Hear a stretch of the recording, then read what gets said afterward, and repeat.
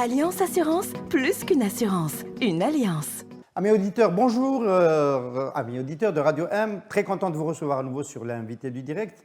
Aujourd'hui avec Saïd Eril Hariz, fondateur et directeur d'Ecotechnics. Bonjour Saïd. Bonjour Hassan. Merci d'être de retour avec nous sur Radio M. J'imagine que vous êtes quelqu'un d'un peu peut-être malheureux parce qu'on va parler de statistiques et on a le sentiment quand même que le système de production de statistiques en Algérie est en crise et que ça devient difficile pour une agence, un bureau d'études comme Ecotechnics de travailler avec la matière et la data qui est collectée en ce moment.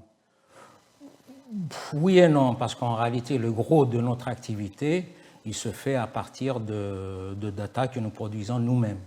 Donc nous menons des enquêtes statistiques ou des sondages d'opinion. Donc le gros de notre travail, c'est plutôt ça. Nous avons accessoirement une activité d'analyse de la conjoncture.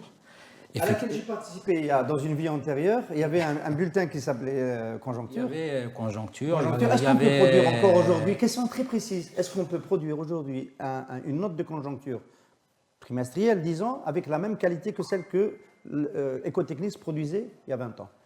Bon, on l'a produit plus ou moins pour le sport, mais pas sous format imprimé. Donc on a un site qui est dédié à ça. Après, il faut suivre, parce qu'en réalité, je pense qu'on peut mener une activité d'analyse de la conjoncture sans problème, du point de vue de l'offre, dirait-on, du point de vue de la production. Mais après, en termes de demande pour ce type de service, c'est beaucoup plus compliqué. Donc on le fait un petit peu pour... La demande, c'est les clients qui achètent. Les clients qui achètent, les clients qui s'abonnent, les clients qui demandent des données, etc. Oui, donc c'est plutôt de ce côté-là que le bât blesse. Mais pour produire une note de conjoncture, on peut la produire. Bon, il y a toujours suffisamment d'éléments pour parler de la conjoncture. Chez les entreprises privées, les stocks qui permettent de calculer une conjoncture, on peut les calculer aujourd'hui? Pas plus qu'avant. Non, le stock, non. D'abord, même l'Office national des statistiques ne s'est jamais réellement intéressé au stock. Je veux dire, il y a bien une variation de stock qui apparaît lorsque on fait l'équilibre ressources-emploi global, mais c'est beaucoup plus un effet poubelle qu'autre chose. Je veux dire, il n'y a pas réellement d'observation J'ai cité exprès des stocks parce que c'est un des indicateurs d'évolution de la tendance. Mais là, bon, on pourra y venir après sur l'aspect comptes nationaux. On a fait, disons, beaucoup d'avancées formelles, je dirais, mais après, il y a beaucoup de choses à dire là-dessus. Alors, pourquoi on a choisi de parler des statistiques et de l'appareil de production de la statistique? Parce qu'il y a aujourd'hui une polémique dans le pays. Bon, elle est en train de toucher, y compris les experts. Il y a d'abord le ressenti de l'inflation. On a vraiment le sentiment qu'il y a eu une accélération de l'inflation en 2021, des produits frais, les produits importés et d'autres. Et peut-être pas les services, heureusement encore, mais c'est en train d'arriver aussi. Et le chiffre de l'ONS. Donc voilà, le chiffre de l'ONS est interrogé. Il n'a toujours pas dépassé les 6% en glissement annuel au mois de juin dernier pour l'ONS. Ça interroge le chômage également, les chiffres du chômage. Et tout dernièrement, la sortie du président Tebboune sur les exportations qui se solderaient hors hydrocarbures à 4,5 milliards de dollars à la fin de l'année 2021, ce qui serait une bonne nouvelle. On n'a jamais dépassé les 3 milliards de dollars, mais qui est fortement interrogé parce que la source qui d'habitude nous permet de suivre l'évolution des exportations, le CNIS des douanes, le Centre national de la statistique des douanes, ne donne plus ces chiffres-là. Ils ne sont plus accessibles, on ne sait pas où on en est. Et donc on a le sentiment quand même qu'il y a un enjeu qui est en train de se corser autour de l'accès à l'information, de la démocratisation de l'information économique. Bon, je vais essayer de répondre rapidement pour qu'on ne se focalise pas trop là-dessus.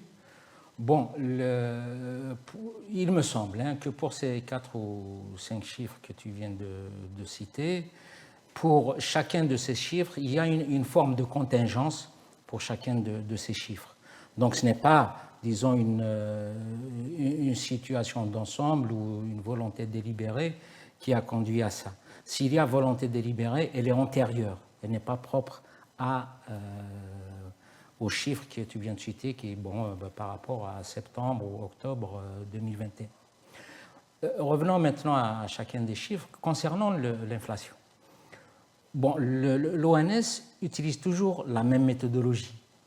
Donc, disons, dans sa cohérence à lui-même, il n'y a pas de problème. Donc, de toute manière, on constate une accélération de l'inflation. D'accord? Quant à dire, est-ce que c'est une accélération? Suivant le système de l'ONS, elle est ce qu'elle est. Maintenant, s'il y a des reproches à faire à l'indice de l'ONS, je parle donc de l'indice lui-même, c'est peut-être l'absence d'actualisation des poids affectés à chacun des produits, qui nécessite donc la réalisation d'une enquête consommation des ménages, de manière à affecter de nouveaux poids. On peut illustrer? Par exemple, peut-être que le poids de l'alimentation est toujours trop important dans une société qui s'est sophistiquée durant les belles années de pétrole riche. Voilà, on ne consomme pas que de l'alimentation dans des ménages, et c'est à 60%. Dans toutes les sociétés, disons qui avance un peu, le poids de l'alimentaire tend à diminuer pour aller vers les produits industriels et les services progressivement. Donc, même ici, ça a diminué, mais ça n'a pas diminué autant que ça devrait l'être. Dans tous les cas, il faudrait normalement le suivre d'assez près, parce que c'est un gros poids dans l'indice de prix à la consommation. Dans la pondération de l'ONS. Il n'est pas... Non, c'était 60% à un moment, mais il a fortement baissé dans l'enquête de 2011, je crois. Il y a eu la dernière enquête qui remonte à il y a 2 ans. 10 ans plus tôt, il avait fortement baissé. Donc le poids des produits alimentaires est beaucoup moins important qu'avant, mais il est quand même plus important quand on compare à la Tunisie, par exemple.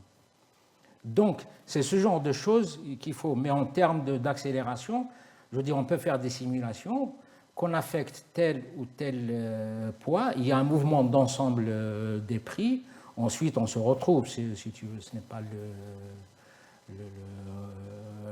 l'accélération, elle peut toujours se noter pour peu que les poids que tu affectes soient raisonnables. Alors, l'indice de l'ONS sur les prix, on l'observe assez régulièrement. Celui sur le chômage qui nécessite des enquêtes périodiques plus lourdes, on a tendance à ne pas le regarder parce qu'on a le sentiment quand même que le chiffre du chômage est par excellence le chiffre politique qu'il ne faut pas montrer. Non, là non plus. Je ne pense pas qu'il y ait une censure à ce niveau-là. Il y a un cas où il y a eu une censure. Au moment où il y avait Louh, qui était ministre du Travail, il y a eu une polémique claire sur le chiffre du chômage. Ce qui a amené d'ailleurs au fait que pratiquement toutes les agences qui dépendaient du secteur du travail ont arrêté de publier des chiffres. Ça, c'est clair. Il y a eu une autre polémique à un moment sur le taux de croissance avec Tamar, qui a dit que le taux de croissance qui a été publié n'est pas aussi bon que celui qu'on voulait ou un truc comme ça, et ça lui a suffi donc pour mettre sous embargo le bon chiffre. Mais bon, ce n'est pas aussi fréquent que ça comme problème, si on veut. Les exportations, Henri Kabir ? Attends, je reviens au taux de chômage. Le taux de chômage, en fait, ce qui se passe, c'est qu'il était publié le plus normalement du monde. On est passé d'une enquête annuelle à une enquête semestrielle. On arrive à l'enquête de 2019. Paf, il y a eu ensuite un arrêt de la publication du chiffre du chômage. Bon, il y a eu évidemment le Covid qui est passé par là, mais ça devait reprendre normalement. Mais ça tarde trop. Maintenant, est-ce que ça fait partie d'un mouvement d'ensemble pour ne pas publier trop rapidement l'ensemble des chiffres qui vont être utiles pour analyser la période de l'année et demie ou des 2 ans qui viennent de s'écouler? Bon, par moment, on a l'impression que c'est ça. On a l'impression qu'effectivement, il y a une... Mais c'est un chiffre qui a disparu des radars. Il a disparu des radars. Ce n'est pas le seul chiffre. Hein. Je veux dire, habituellement, on trouvait sur les finances publiques, au ministère des Finances, ont trouvé les statistiques de la L'industrie, Banque ça sort toujours de d'Algérie. l'industrie? Non, l'industrie, justement, c'est ça une des faiblesses des comptes nationaux, c'est qu'il n'y a pas d'enquête sectorielle. Il n'y a pas d'enquête sur l'industrie privée. Donc il y a une enquête auprès du secteur public national et industriel, mais bon, c'est de très loin insuffisant. Bah, ça correspond à la part de ce secteur dans la valeur ajoutée industrielle. Bon, mais c'est faible, je veux dire, si Bah, on c'est faible, c'est ce que je veux dire. si on ne fait pas d'enquête, on ne peut pas dire où on en est. Où on en est. Les exportations hors hydrocarbures, nous, à Maghreb Émergent, ça nous passionne parce que c'est un défi de journalisme et de journalisme d'investigation. C'est ce chiffre encore augmenté par le ministre de Kamal Rezik, le ministre du Commerce, qui dit qu'on va même peut-être atteindre 5 milliards de dollars. Quand on regarde à l'intérieur de ce qu'on faisait d'habitude avec les chiffres du CNIS, quel est le secteur qui porte ce bond en avant des exportations hors hydrocarbures, c'est difficile. Il y a eu le chiffre de Tosiali qui est sorti, on parle de 750 millions de dollars de recettes en 2021, encore que ce n'est pas tout à fait Tosiali qui le dit. On ne sait pas comment on pourrait atteindre ce chiffre-là. Qu'est-ce qui s'est passé? Qu'est-ce qu'on a raté dans notre environnement pour atteindre 4,5 milliards à 2 mois de la fin de l'année? Bon, c'est pas à 2 mois de la fin de l'année. Bon, non, c'est le solde qu'on attend pour la fin de l'année. C'est ce que je veux dire. Mais bon, on sentait quand même depuis il y a 6 mois, depuis le premier trimestre, que la tendance était à une assez forte hausse. Donc il y a des produits importants comme la sidérurgie, le ciment, un certain nombre de produits chimiques, etc., plus une tendance sur les produits agricoles qui font qu'il y ait un effet d'ensemble qui va se traduire par une très forte croissance des exportations hors hydrocarbures. C'est pas très précis tout ça, ça lire des riz, non. Statistiquement, si on cumule tout ça, ça fait 1 milliard de dollars si on met les produits. Si on ajoute Fertiberia. Non. Déjà, auparavant, on était à 2 milliards, 2 milliards et demi. 2,2 en 2020. Voilà, 2 milliards, 2 milliards et demi. 2,2. En 2019, on était à 2 milliards, 2 milliards et demi. D'accord. Mais donc, alors ça, c'est plus de 100% d'augmentation. Si on cumule donc Tosiali, comme tu dis, bon, il y a un peu de Qatar Steel, il y a un peu de Sider aussi. Sider prévoyait d'exporter pour les 200 000 tonnes à peu près. Et Qatar Steel, je ne sais plus, quelques centaines de milliers de tonnes aussi. Donc, plus l'effet prix comme il y a eu un effet prix, effectivement. Et Tosiali qui augmente assez fortement. Donc ça, c'est simplement pour la sidérurgie. Il a dû se passer à peu près la même chose pour le ciment. Donc l'effet cumulé pourrait faire au moins 1 milliard, sinon 1 milliard et demi, facilement. De plus. De plus. D'accord. Donc on se retrouve de plus que 2,2. De plus que 2,2. Ensuite, qu'il y ait des gens qui soient plus optimistes que d'autres, je veux dire, ça on peut n'est plus s'expliquer. Alors, si c'est de l'optimisme, on n'est plus dans la data. Sans doute, mais après, le chiffre devient, il est entre les mains des politiques, après, je veux dire. Et pourquoi il est plus accessible à la douane? C'est pas qu'il soit plus accessible, en fait. Ce qui se passe, c'est que le CNIS a mis en place, normalement, un système d'accès payant aux données du commerce extérieur. Ce qui n'est pas normal d'ailleurs. Ce qui est normal, parce que c'est une statistique qui est produite par l'administration. Il est dit dans la loi statistique que le citoyen, les entreprises, etc., doivent accéder à ce qui est produit par la statistique publique.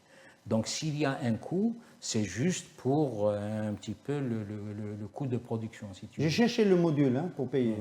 Je ne l'ai pas trouvé. Oui, il tarde de le mettre en place. Donc en attendant de le mettre en place, ce n'est pas accessible.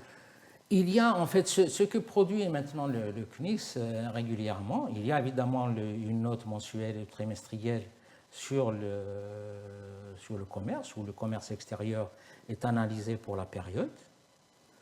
Et aussi un rapport annuel. Mais il doit y avoir un rapport, je crois, quand même sur soit le premier trimestre ou le premier semestre 2021. Il doit y avoir quelque chose sur 2021.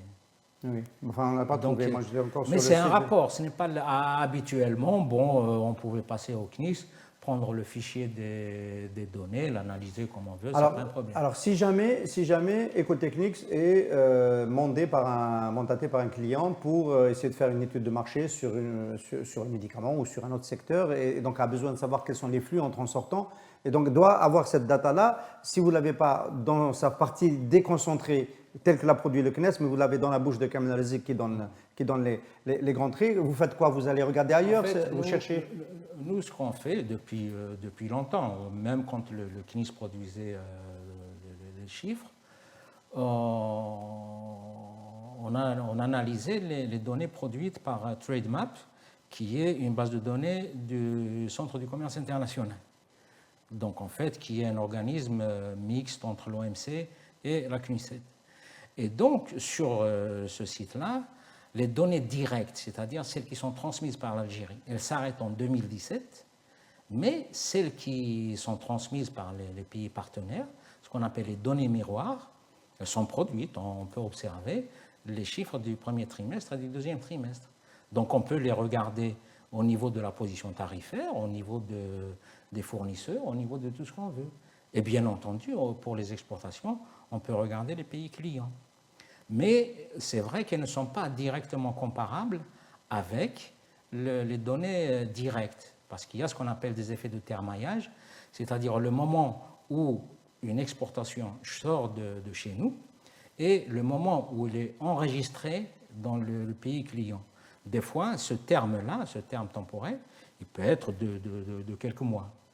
Entre-temps, il y a aussi des variations de taux de change, il y a des choses comme ça qui compliquent un peu la comparaison, mais normalement, sur la longueur, si tu veux, on peut se retrouver. Donc, le mystère des 4 milliards et des 4 milliards et demi, on devrait se faire une religion d'ici quelques mois.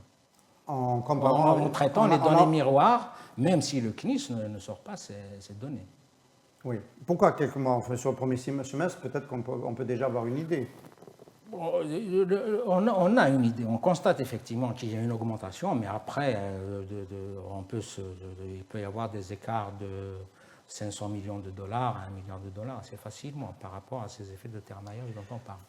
Saïd Ibrahim, alors les effets de ces flous, enfin là on vient de constater que les enquêtes de chômage se sont arrêtées, que l'accès au CNIS en attendant de devenir payant est inaccessible et qu'il n'y a que le ministère de tutelle qui peut accéder et donc nous proposer ce qu'il veut. C'est quoi l'explication de tout ça et quelles sont les incidences en termes de préjudice sur l'économie? Ne pas pouvoir accéder aussi facilement à une data fiable. Bon, d'abord, je pense qu'on peut,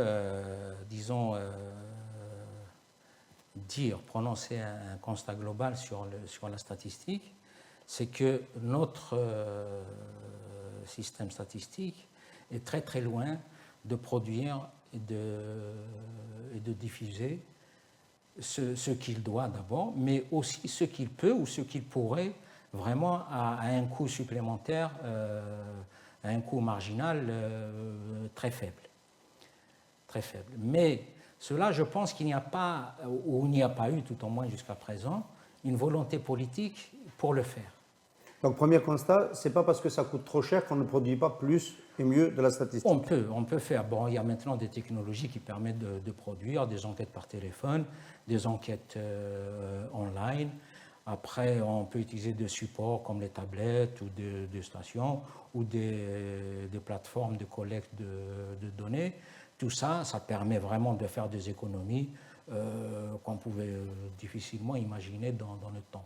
Maintenant, on envoie un enquêteur, une enquêtrice à Ardaya ou la Taman Rasset ou le Wahran ou le Khor. Bon, elle fait son questionnaire, sa tablette, il y a une puce dedans, on a immédiatement son questionnaire pour les analystes. On attend la fin de la journée, il y a un cumul important d'un nombre de questionnaires, on peut tout de suite avoir les premières tendances pour n'importe quoi. Donc c'est la même chose. Nous-mêmes, on avait fait une enquête, par exemple, pour la Banque mondiale par téléphone cet été. Bon, les gens étaient déjà chez eux, ils appelaient les entreprises C'était sur l'impact du Covid. Donc, bon, il répondait, on avait terminé en 3 semaines, alors qu'il n'y avait pas d'annuaire des entreprises, il y avait dans des conditions un peu difficiles du point de vue de ce qu'il aurait fallu, mais on l'a fait très très rapidement. Et les questionnaires de la Banque mondiale, en général, sont assez épais. Et les gens bon, ont quand même répondu sans souci. Donc, je note au passage que le client est international. Oui, les clients nationaux, oui. il y en a de moins en moins. Non, c'est quand même en partenariat avec le ministère de l'Industrie. D'accord. C'est quand même en partenariat avec le ministère de l'Industrie. Donc, bon, ce genre de choses peut être fait chez les ménages, chez les individus, et on se demande pourquoi Et il y a des gros gains de productivité grâce à la connectivité, grâce au support. C'est incomparable. C'est incomparable. Là où on reste, où on peut boucler les choses en un mois et demi maintenant, y compris l'aspect analyse, tout au moins une première analyse. Avant, on pouvait mettre plusieurs mois, jusqu'à une année ou même plus que ça. Donc c'est incomparable. Sans compter les coûts, je veux dire, c'est très différent quand les enquêteurs ou les enquêtrices sont à la maison ou rassemblés dans un centre d'appel que quand ils sont envoyés, surtout en période de terrorisme à l'époque, interroger les ménages. Donc voilà, donc la capacité de production en Algérie n'est pas. Il y a un potentiel qui. Il y a un retard. Il y a un décalage. En tout cas, au niveau de l'Office national des statistiques, il y a un très grand retard de ce point de vue. Et je pense que mais ça rejoint ce que je disais sur l'absence de volonté qu'il soit au niveau exigible. Il y a un enjeu de transparence, ça aide. Je pense qu'il y a un très gros enjeu.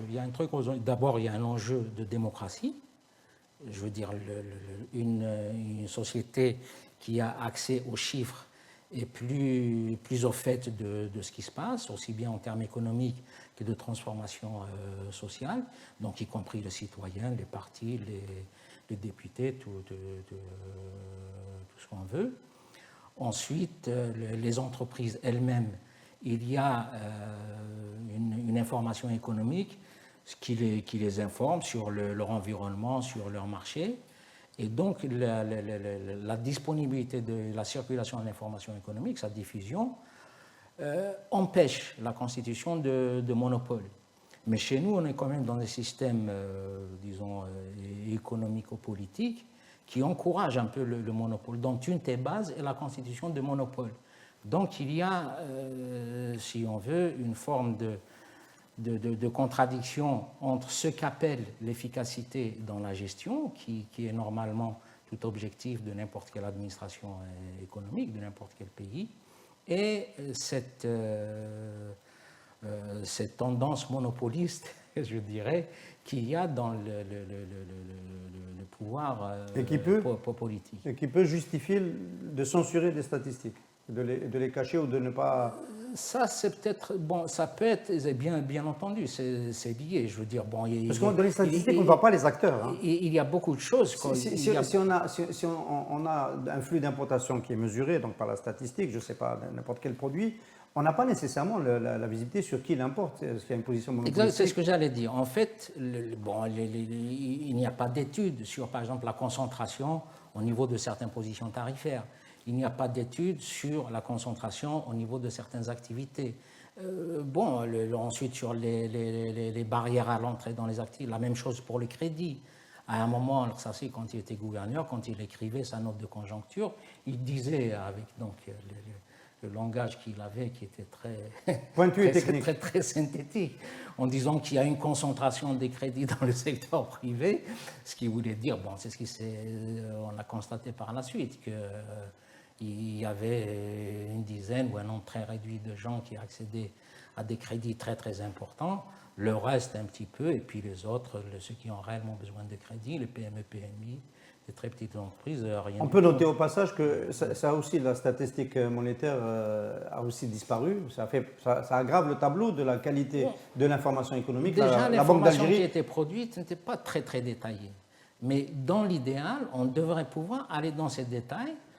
Il suffit de présenter des données anonymes, tout simplement. Il faut que les données soient anonymisées en se prenant sur les marchés. après qui ont bénéficié, etc., ce n'est pas aux statisticiens de dire tel a bénéficié, tel a bénéficié. Mais il y a une analyse à faire sur les concentrations qu'il y a dans les activités, dans les crédits, dans le... Donc, bon, tout... Mais au bout du bout, quand on regarde un petit peu, moi je dis toujours que s'il y avait un système statistique fiable et un système de sondage fiable, on aurait vu arriver le février 2019. Peut-être qu'il n'y aurait pas eu de proposition d'un 5e mandat. On aurait pu, en mesurant l'opinion, en mesurant certaines catégories, il y avait déjà le phénomène de la harga qui s'était amplifié à l'été précédent, même à l'automne. Il s'était poursuivi très au-delà de la saison. Il y avait des indicateurs, mais ce n'était pas mesuré. Donc, y compris du point de vue des intérêts d'un pouvoir politique en place, avoir de la bonne data, c'est bien. Ça, c'est moins, je crois. En fait, ça, ce n'est pas vraiment le rôle de l'Office national des statistiques. L'Office national des statistiques, bon, c'est vrai qu'il manque tout un volet analyse sociologique à l'Office national des statistiques, où il doit un peu mesurer les transformations sociales, un certain nombre de structures sociales, etc., pouvoir les appréhender, etc.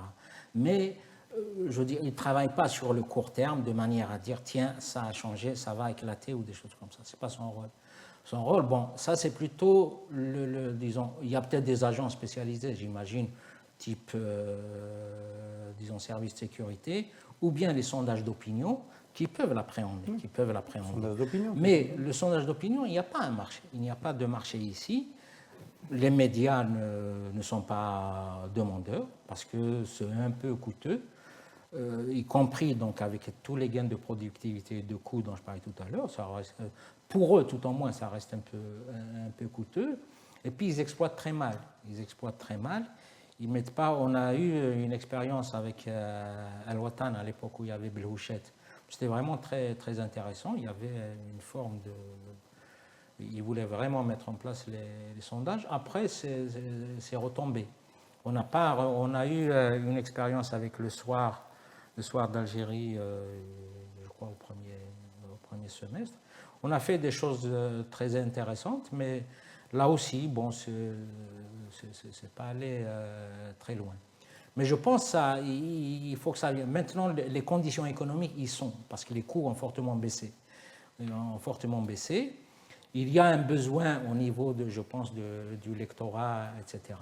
Mais les médias sont toujours aussi il y a une terrible crise de l'industrie des médias en Algérie. Enfin, bon, ceci dit, il y a quand même une forme disons, de censure ou d'autocensure par rapport, parce qu'il y a des questions qui sont très très difficiles à aborder, et aussi bien le client que disons le cabinet lui-même a du mal à les prendre en charge parce que il peut avoir des problèmes avec ça.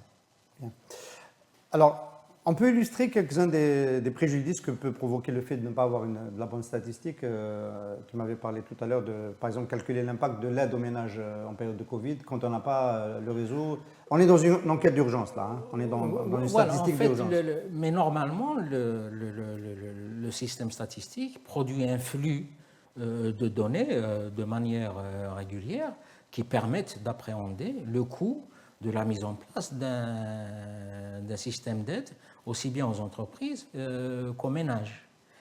Mais en fait, ce qu'il y a, à partir du moment où le système statistique est un peu, comment dire, anesthésié, entre guillemets, disons, il est mis sur un régime vraiment très, très ralenti, donc au moment où l'administration a quand même besoin de statistiques. Au moment où elle a besoin de statistiques, il y a ce que j'appelle une statistique de l'urgence qui a été mise en place depuis des années et des années, où on envoie des canevas un petit peu dans toutes les directions pour ramasser des chiffres. Bon, mais on ramasse des billets. Mais bon, ce n'est pas vraiment la bonne méthode parce que la manière dont ces chiffres sont faits n'est pas du tout contrôlée. Les définitions, ce qu'on peut appeler les métadonnées, ne sont pas du tout mises au point. Il n'y a pas de normalisation. Donc on peut se tromper facilement, aussi bien sur le diagnostic que le chiffrage, que tout ce qu'on veut. Alors qu'une production, un flux tendu, un flux continu permet d'avoir déjà un socle sur lequel on peut... Non, en plus, l'avantage, c'est qu'il y a une analyse qui peut être menée avec ça. Donc, on connaît les comportements des acteurs, on connaît le comportement des ménages, le comportement des entreprises, etc. Donc, il y a un tas de... beaucoup de domaines où, disons, l'Office national des statistiques et les secteurs sont Alors, on a beaucoup parlé de l'Office national des statistiques. On peut dire 2 mots sur les autres acteurs capables de produire de la statistique. Il y a la statistique sectorielle, les ministères, et puis il y a les collectivités locales. Là aussi, ça s'est beaucoup dégradé. Les collectivités locales, ça n'a jamais démarré réellement. Voilà, en fait, la loi sur la statistique qui remonte à 1994 distinguait 4 piliers un petit peu dans le système de statistique. Il y a l'organe central de statistique, si on veut, qui est l'Office national de statistique, qui joue un petit peu un rôle de chef d'orchestre sous la conduite du Conseil national de statistique. Il y a à côté de ça l'administration, telle que l'administration centrale, les collectivités locales et les producteurs de statistiques commerciales, si on veut, qui sont les instituts privés ou publics d'enquêtes statistiques ou de sondages d'opinion. Normalement, donc, au niveau sectoriel, il y a une forme d'autonomie des secteurs, c'est-à-dire des ministères ou des collectivités locales, pour produire de la statistique. D'autant plus que pour beaucoup de ministères, il y a des unions internationales, la Poste, l'OMS, la FAO, etc., qui donnent, si tu veux, une structuration d'ensemble de ce que devrait être dans ces secteurs-là un système statistique. Ce qui doit produire, comment le diffuser, comment mettre en place une normalisation, un système qualité, etc. Donc, bon, ils n'ont qu'à rentrer dans le moule pour le faire. Bon, ils le font plus? Non, certains font un peu, mais on est très très loin de ce qu'il faudrait. Ou alors il y a un recul. Le ministère de l'Agriculture a toujours produit des statistiques, mais bon, d'une part, il ne les diffuse plus. Il ne les vend plus, on ne sait pas comment faire pour les avoir. Le ministère de l'Habitat diffuse un petit peu, il a arrêté. Le ministère du Tourisme, il produit un peu, mais c'est toujours... moi, j'avais cité quelques chiffres habituels avec lesquels nous, journalistes économiques, nous travaillons, mais si on doit ajouter tous ces chiffres sectoriels, on évolue dans l'obscurité. Quand l'annuaire statistique, par exemple, quand l'Office national des statistiques le sort, il y a toujours 3 ou 4 années de retard. Donc, bon, qu'est-ce qu'on peut faire? Donc ça... C'est pour revenir à ta question de l'impact, c'est un peu ça. Après, il y a le fait qu'il y a une absence disons, l'impact en économie, c'est que ça se traduit le fait de l'absence d'informations économiques, ou très peu, fait que l'entreprise n'est pas du tout renseignée sur son environnement, sur son marché, etc., se traduit facilement en point de croissance au moins. Parce qu'il y a l'investissement qui est ralenti, des fois qui est arrêté. Mal orienté. Le montant qui peut... Mal orienté, on a eu des bulles dans les activités. Donc c'est tout ça. On annonce une bonne nouvelle dans ce tableau, Saïd, l'installation du Conseil national scientifique, de son bureau cette statistique. Semaine. Oui, normalement, il devrait être installé incessamment. Je pensais que c'était aujourd'hui, mais finalement, je pense dans le courant de la semaine, tout au moins ce que j'ai entendu à la radio. Bon, ce serait bien si ça signifie effectivement une relance effective du système statistique pour qu'il joue effectivement. Avec la composition qu'il a, on peut être sceptique quand même. Bon, mais il y a effectivement quelques appréhensions, notamment je prends un exemple, normalement la loi sur la statistique qui a mis en place, qui a défini le Conseil national de statistique, elle a dit qu'il doit y avoir des représentants de l'administration, mais elle n'a pas dit que l'ensemble des ministères devraient avoir un représentant dans le Conseil national de statistique. Donc normalement, le Conseil national de statistique devrait être un peu un organisme de techniciens, mais un peu... avec des parités, c'est-à-dire à part égale entre l'administration, la société civile, les entreprises, etc. Là, malheureusement, c'est essentiellement à 80% ou à 90%, c'est l'administration. Donc c'est l'administration dans l'administration. Bon,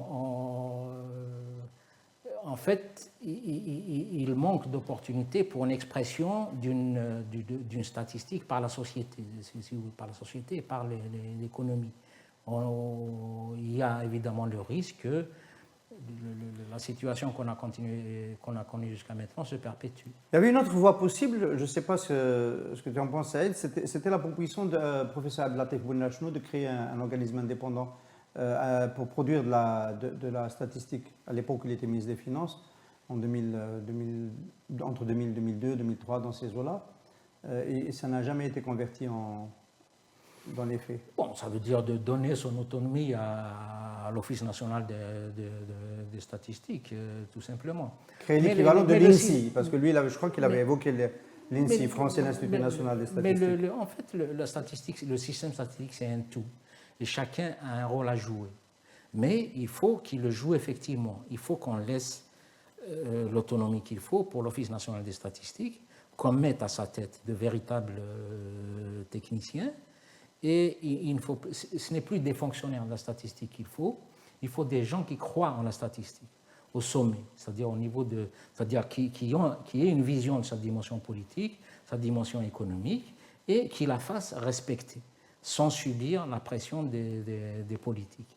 Et ensuite, il faut que ces structures puissent aider à entraîner le reste des secteurs, les ministères, ensuite les collectivités locales, et qu'il y ait un partenariat avec les entreprises de statistiques. Les entreprises de statistiques, bon, toutes les enquêtes qu'il faut dans les secteurs, elles peuvent être prises en charge par des entreprises de statistiques nationales, qu'elles soient publiques ou privées. Il y a aussi, je crois, un volet études qui doit être adjoint à l'Office national des statistiques, parce que jusqu'à maintenant, il fait seulement de la statistique, il ne fait pas d'études. Si l'Office national des statistiques faisait des études, je pense qu'il y aurait, il sentirait des nécessités d'améliorer des méthodes, d'améliorer ses enquêtes, de produire plus de chiffres, etc., en interne. Et en même temps, ça donnerait des études régulières, un phénomène d'accumulation d'études qui ferait qu'on ne serait pas aussi démunis que ça, que sur ce qui se passe dans la société, dans l'économie, etc.